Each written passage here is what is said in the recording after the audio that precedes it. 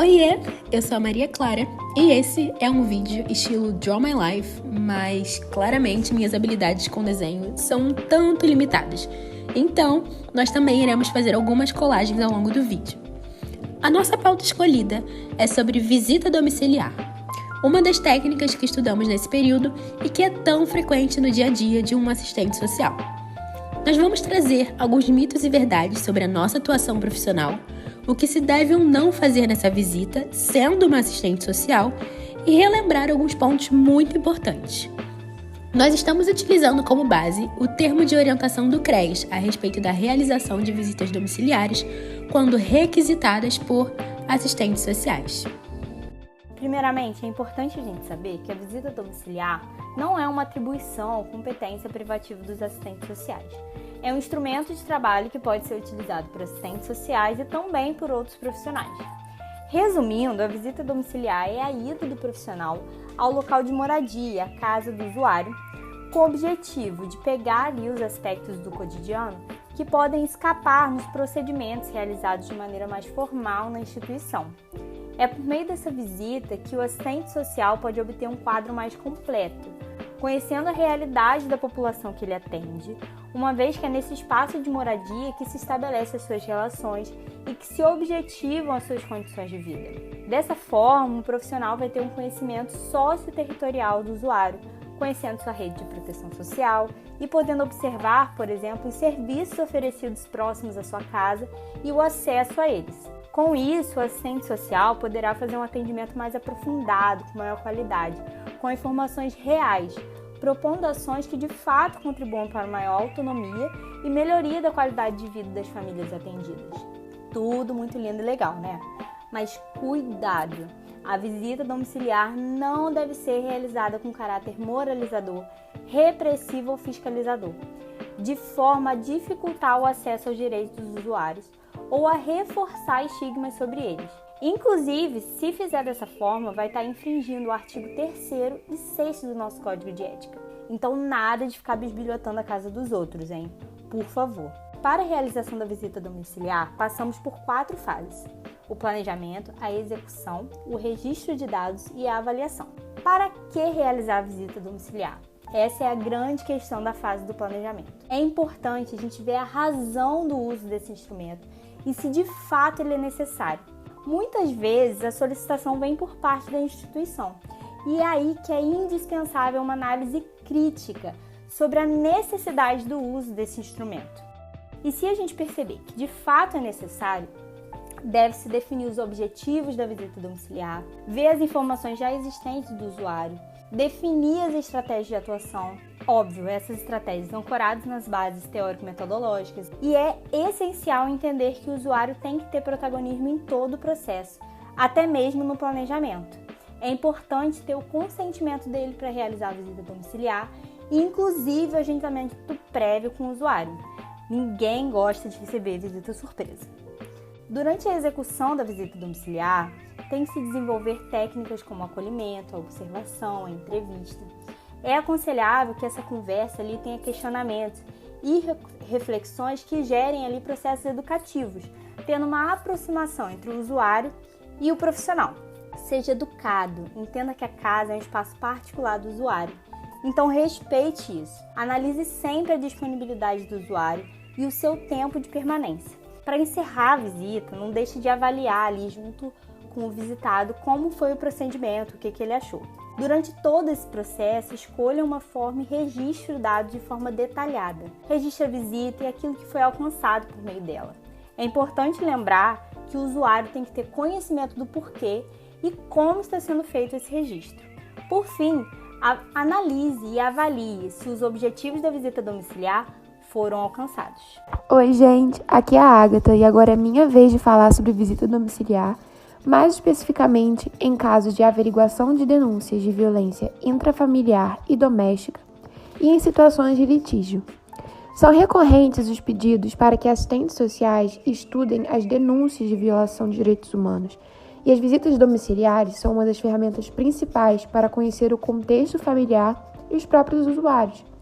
Então, o profissional poderá ter uma visão mais ampla sobre o que se passa no ambiente doméstico, quais são ou foram as violações sofridas, sempre tendo em mente que situações como essas não podem nunca ser vistas separadas do contexto sócio-histórico em que estão inseridas. Agora, se você, como eu, não faz ideia do que seja litígio, eu vou explicar. Não é nada mais e nada menos que conflitos, sejam eles por diversas razões ou então contenda. Profissionais do serviço social podem ser requisitados quando existirem esses conflitos entre familiares ou vizinhos e deverão fazer uma intervenção na situação, buscando entender o que aconteceu, quais são os motivos e o contexto por trás do ocorrido, e quais são as formas de solucionar o problema.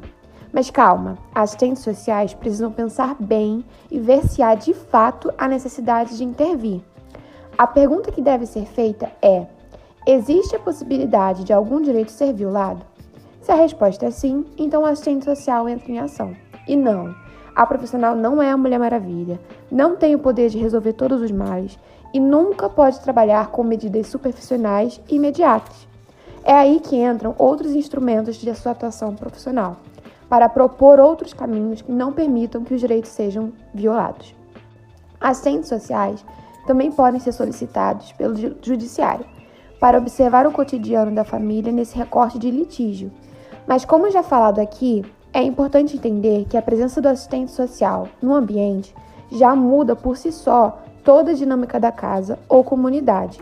E o papel do profissional não é de avaliar a moral ou os comportamentos, mas se atentar para o caso de violação ou não dos direitos dos indivíduos. Assim, falando dos registros das visitas, nunca podem ser somente descritivos ou descritivos demais da conta, até porque estamos falando da vida privada do indivíduo e isso pode ir contrário ao sigilo profissional, que está presente no artigo 16 do nosso Código de Ética Profissional.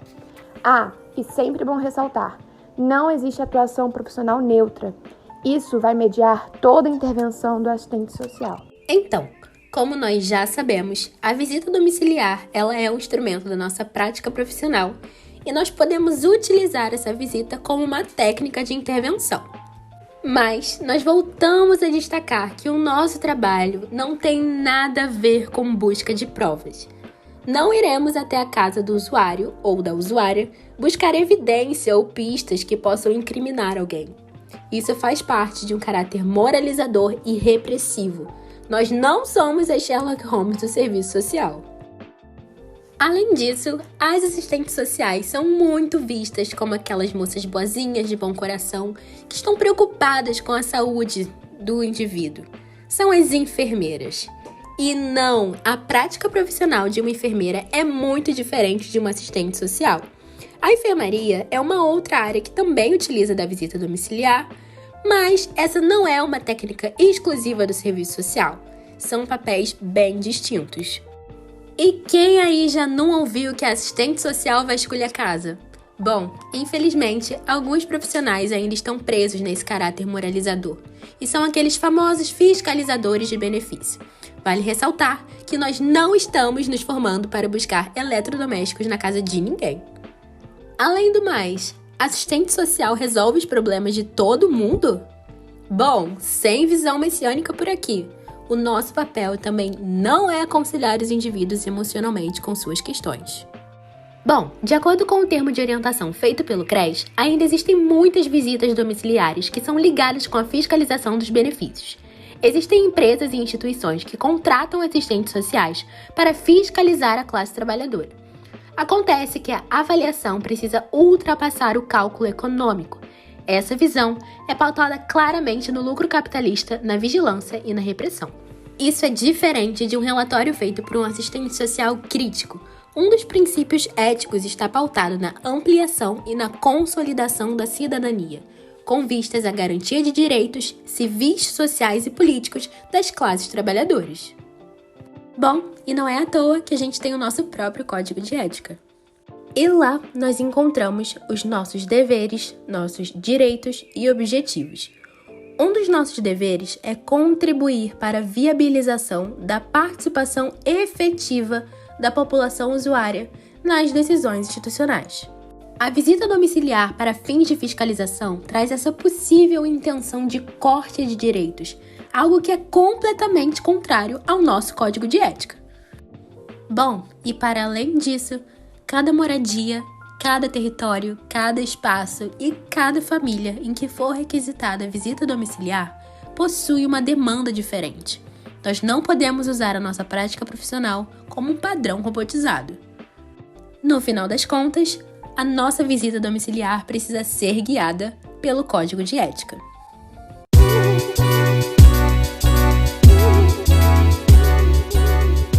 Então, eu atuava mais quando eu estava na assistência, né? Por mais que na área da educação esse ano, o intuito do projeto é que a gente faça busca ativa dos alunos que estão infrequentes. Então, em alguns casos, a gente já fez algumas visitas, mas foram mais visitas pontuais e a gente não teve muito tempo com o familiar do aluno, né?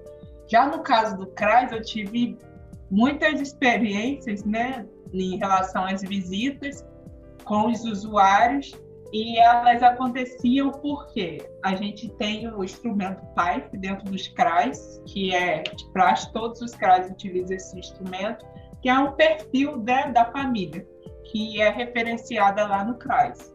E aí, nesse PAIF, a gente precisa fazer um acompanhamento dele constante. Ele é um formulário que a gente preenche tem várias perguntas, né, em relação à família, em relação à renda do usuário, da sua família.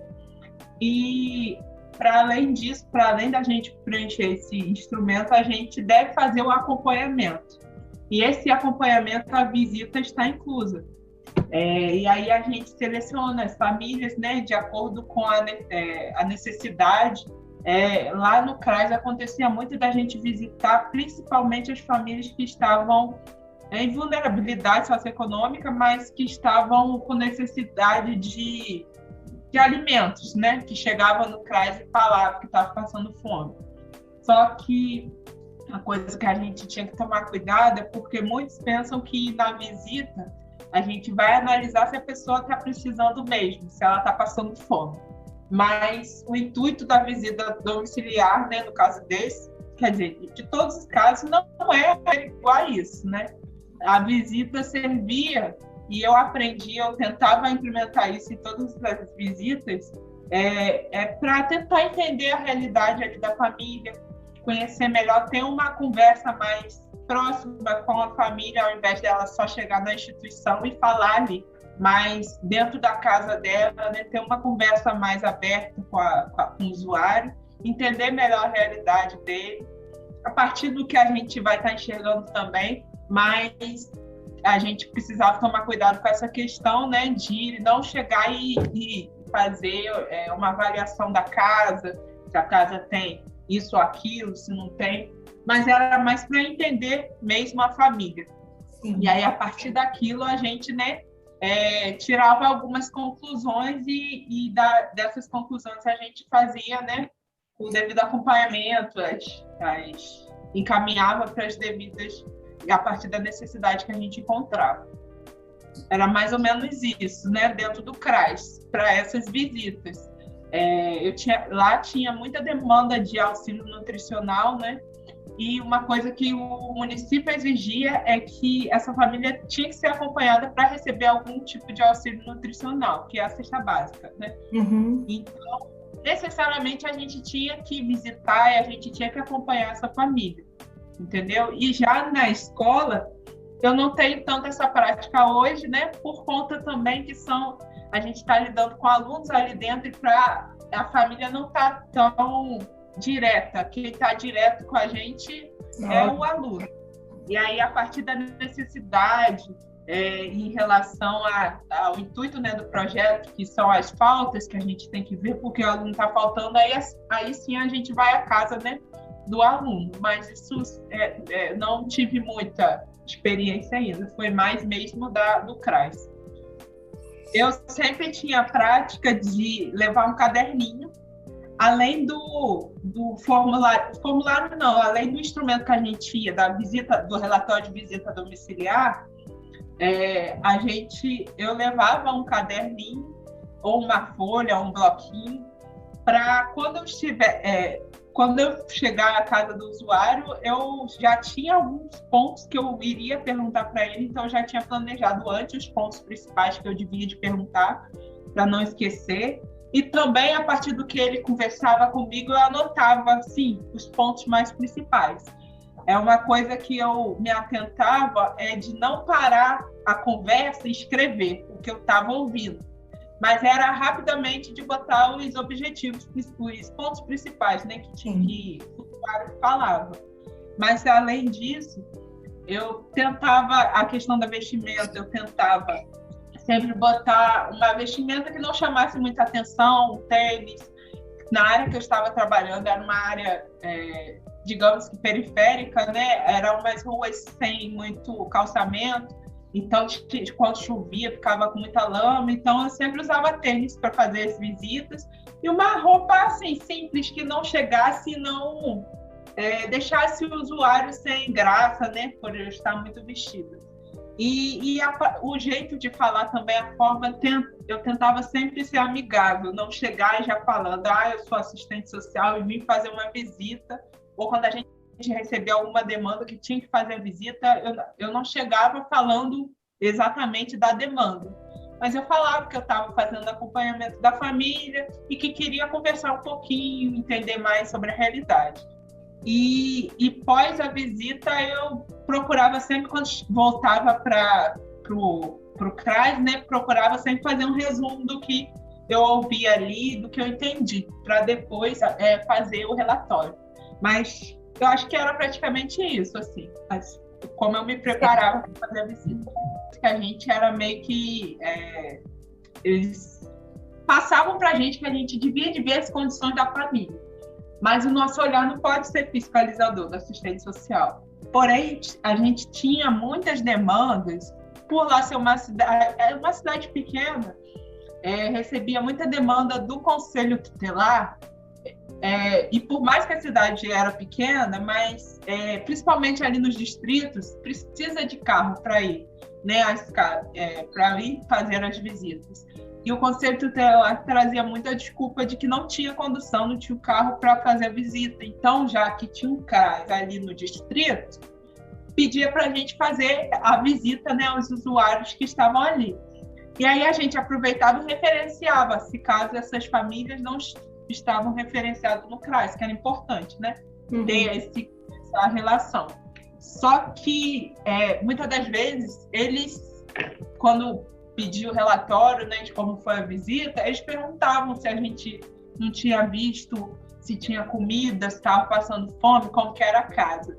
Isso não cabia a gente responder a eles, né? Primeiro porque nós não somos Conselho Tutelar, eles têm a forma de trabalho deles, e segundo que não cabe a gente ir na casa da família para avaliar aquilo. Aquilo não vai significar que a família está em boas condições, ou mais, enfim.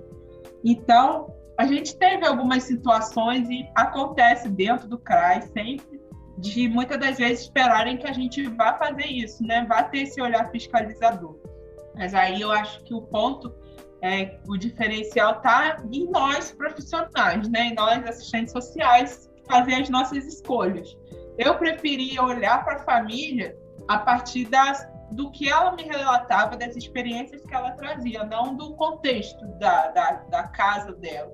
Eu já estive em muitos casos com condições muito precárias, mas casos também que, assim, no que eu tinha de informação da família, que era antigo, que eu estava pegando naquele momento, me contava uma situação da família, que a família, o usuário não tinha emprego, estava passando necessidade, e quando eu chegava a casa era totalmente, era assim, tinha televisão, tinha geladeira, tinha tudo. Então, você, a primeiro olhar, não diria que a família está passando necessidade. Mas quando eu conversei com a usuários, nessas situações que eu me deparava, eu percebia que não era aquilo. Muitos estavam em casa emprestada porque não tinham onde ficar, então eu aproveitava que os donos da casa, que lá tem muito casa de veraneio, né? Então os donos no inverno, assim, fora de temporada, eles não ficam lá na cidade, então eles voltavam para a capital e a casa ficava vazia. Então tinha muitos que deixavam um amigo ficar ali morando, fazer uns bicos, enquanto não tinha um lugar para ficar. Então, a gente se deparou muito com situações assim, que a primeiro olhar, assim, né, nos registros, falava que a pessoa estava passando necessidade e tal, e quando a gente chegava para visitar, havia uma realidade. Mas quando a gente estudava a fundo, entendia a situação, aí a gente relacionava.